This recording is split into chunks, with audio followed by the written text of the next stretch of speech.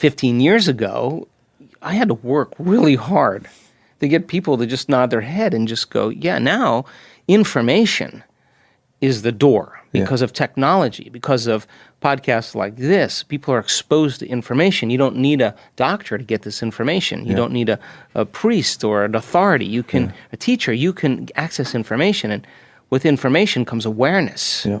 So awareness is consciousness. And so you're less unconscious when you gain information. So then the next practical question is, and I'm a pragmatist, what are you going to do with it?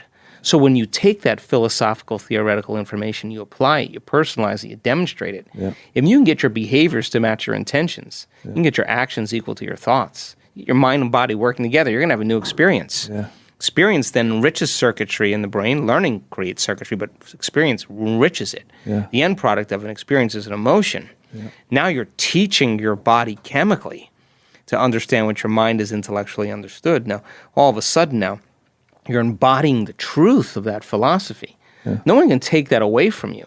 And so then if you've done it once, you should be able to do it again. Yeah. And so then our research shows that when you start practicing this, and you can create brain coherence, and we have so many great scans of people of all ages, of all colors, of all sizes, all shapes, all diets, doesn't matter. Yeah, yeah. And they know how to create heart coherence. Wow. When they're able to open their heart again, and feel an elevated emotion, they're going to start liking that a lot more than resentment or anger. Yeah. So then crossing that river, though, from the old self to the new self, is where greatness is born. Yeah. This is where you're out of the bleachers and you're on the field, and that place of uncertainty, that place of unknown, is the perfect place to create in. So our research shows then that if you're able to just practice, you'll get better at it over time. And now more and more people are doing it so quickly. We have universities looking at our data saying, we don't know what you're doing there, but people can change their brain states in like 4 seconds. Yeah. That's unheard of. 5 seconds. How do they? Well, they just know how to do it. Why? Because we've done it enough times with them. So now they know how to get beyond themselves. Yep. And if you're going to create anything new, you got to get beyond you in order to do that. Because if you're creating from your old self, nothing's going to change, right? Yeah. So teaching people that formula and demystifying the process and showing that we have the science to actually back it, then more and more people begin to trust in the process more. Yep. Throw in a great miracle or two here and there, a week-long event, on top, and then that's it. Then it just starts happening like magic. And then I can't tell you how many emails or texts my staff send me of someone who said, yeah, he had leukemia. We just got one the other day, leukemia for 10 years, 25-year-old kid. No leukemia, doctors can't believe it. They want to study him, what took place. So now... I mean, I can't imagine that being in my inbox on a Monday morning. Oh, my God. I mean, like, I look forward... Look, if I wasn't seeing that type of evidence, I wouldn't do this. Yeah. Because why would I want to do it? Of course. Unless there was evidence. So now, I mean, it's just every day there's one that's just another fabulous, incredible story that there's a movement. Yep. You know, there's momentum now. Big time. Yeah, and it's a healthy movement. Let's just start with the brain, okay? Yep. 100 billion neurons, roughly, right? And you got different like clusters of neurons, communities of neurons that are assigned to like feeling your tip of your index finger. You becoming aware of your local in space and time. There's just different compartments that do different things, right? Yeah. And then you have different circuits in your brain that are connected to every person in your life, every object that you can recognize, every place you've been. If it's known, you have circuitry in your brain to reflect your environment, right? Yeah. So then when people are living in stress, and stress, again, is when the brain and body are knocked out of balance, the arousal of those chemicals causes us to try to control and predict everything in our life. So we begin to shift our attention from one person to another problem, to another thing, to another object, to another meeting, to another place.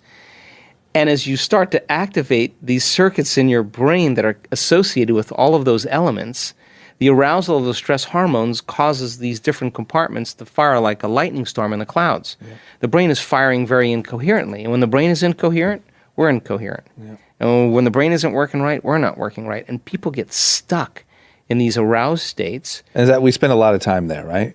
Especially with like social media. And shifting your attention that quickly, okay. you become what you practice. Yep. Okay. You will have a shortened attention span. Why? Because that's what you're practicing. Yep. So that imbalanced brain is looking for immediate gratification or something to take away a feeling, right? A disturbance. So then when you're living in stress, the primitive nervous system of the fight or flight nervous system, when you start feeling a danger or a threat, causes you to narrow your focus on the cause, right? Yeah. If there's a predator around the corner or something moving in the bushes, you freeze, your heart starts to race, your adrenaline starts to pick up, your respiratory rate changes, blood is sent to the extremities, you're going to run, fight, or hide. Yeah. That's it. Yeah. And you're in survival. Well, people spend 70% of their life living in that aroused state, and their brainwaves are way too fast. Yeah. And so they're focusing on everything material. Our research shows if you can break that habit of narrowing your focus on everything material and using your senses, because stress heightens the senses that cause us to become materialists, then we begin to experience separation, like you're there and I'm here. Uh-huh. But in the quantum world, there's nothing that's separate. Everything's connected. Yeah. It's our senses that fool us into this illusion. So our research shows that when you teach a person to go from a narrow focus on matter or on an object or a thing, and broaden their focus and open their focus, to go from a convergent focus to a divergent focus. Yeah. The act of sensing nothing but space, of nothing, begins to cause those different compartments of the brain that were once subdivided to begin to synchronize. Yeah. More communities begin to resonate at the same frequency. And what sinks in the brain links in the brain. Yeah. And all of a sudden, the person starts feeling more whole. They start feeling more like themselves. Keep doing that. Now you have a significant amount of brain changes in those 100 billion neurons. Yeah. They're all clapping at the same time. And if you have an audience of 10,000 people or a stadium of 50,000 people and everybody's clapping at the same time, that type of coherence, that type of cadence, that type of rhythm creates energy. Yeah. And all of a sudden, the energy starts going up in the brain now. That's like taking the dimmer switch and going, let's turn it up. Yeah. And all of a sudden, you're more aware. All of a sudden, you're more conscious. All of a sudden, you're more clear. You're more poised. You're more spontaneous. You're more clear. Because when the brain is coherent and it's working right, you're working right. And you got new ideas. Yeah. Now, if you're in the staff meeting and the person that you despise is talking the entire time and you're sitting there and you're thinking in your mind how many ways you would like to choke this person, but you can't choke them, you can't fight, you can't leave the meeting, or you can't hide under the table, you got those stress hormones pumping in your body and your heart is racing because it wants to run, it wants to fight, it wants to hide. You're actually producing the chemistry to do one of those three things, but you're stepping on the gas and you're stepping on the brake. Yeah. And now the heart starts beating incoherently. And energy leaves the heart. Why? Because when you have two waves that are incoherent and they begin to interfere with one another, they're going to flatten out. Yeah. So you lose energy in your heart, you stop trusting yourself, you stop trusting in your future.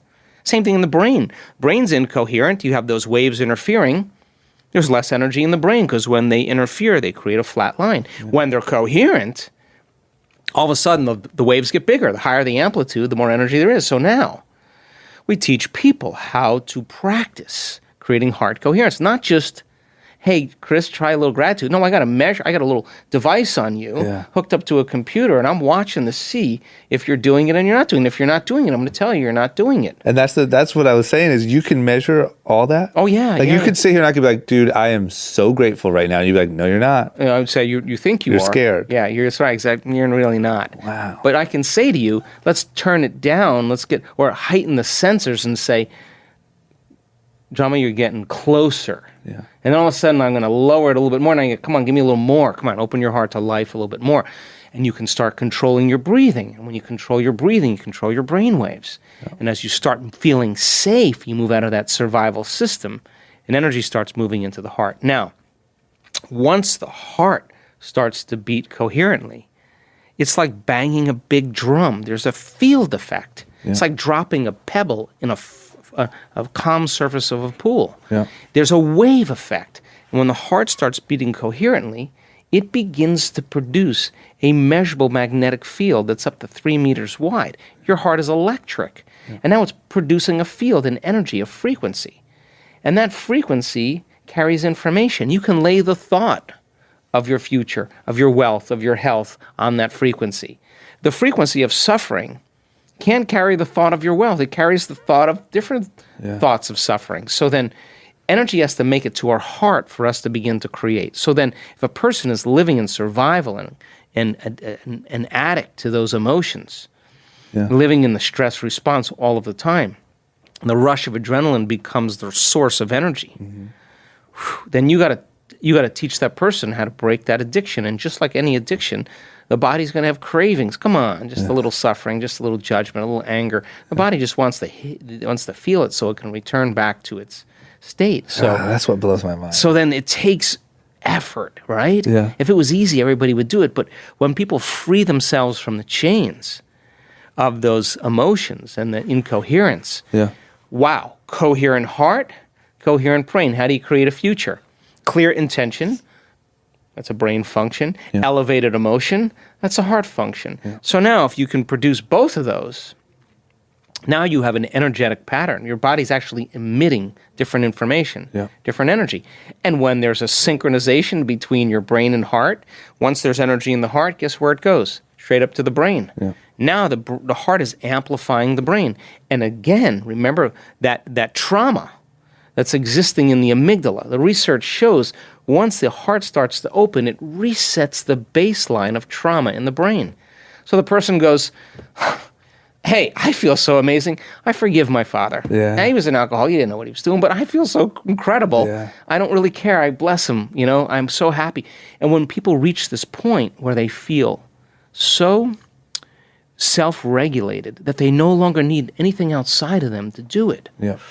Now they're free because they're not going to need the drug, the computer game, the whatever it is to regulate. They just know how to do it now. So now they're going to be more conscious in their life. And the key is to not have a great meditation and then get up on the freeway and flip people off and then, judge your coworker. I mean, you just return back to the old self. The job is to get your brain and body right. Get up. Keep that energy up and maintain your modified state of mind and body your entire day. And if you can, get ready. Because the synchronicities, you're going to synchronize your energy with a new future, and you're going to start seeing feedback in your environment. And that feedback is like, hey, dude, you're on to something. Go again. And you go again, and here comes another one. Now, here's the cool part.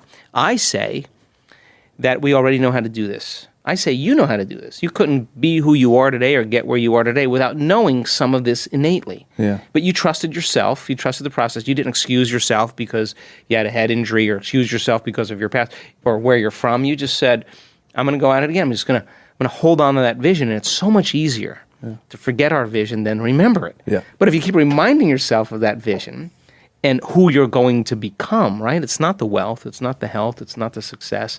It's who you become in the process, right? So the end product of all of this is that you're more in love with life or you're more in love with yourself. And when you are, guess what you do? You give.